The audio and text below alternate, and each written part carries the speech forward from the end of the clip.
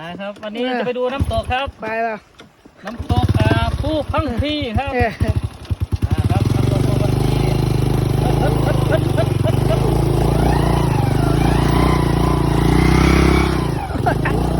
ไปแล้วที่การเจดีย์ได้ไงได้ไงข้ามกำลังเลยอะไรเนาะ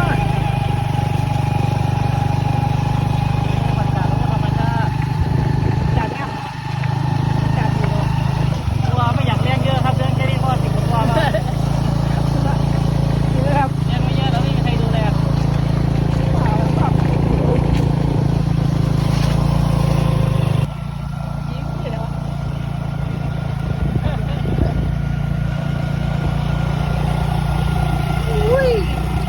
ผู้บังคีนะครับไอ้สำรวจบุกเบิกคนแรกนะครับ คนแรกในหมู่บ้านนะครับน้ำตกครับน้ำตกธรรมชาตินะครับ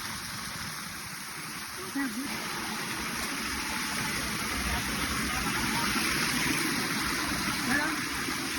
ก็อีกท่าน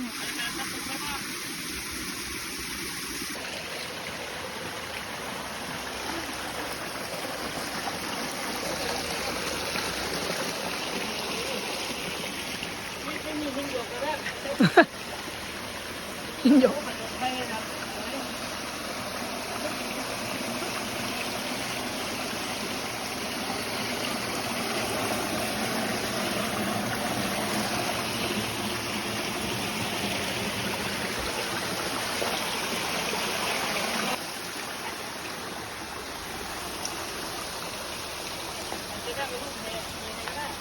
า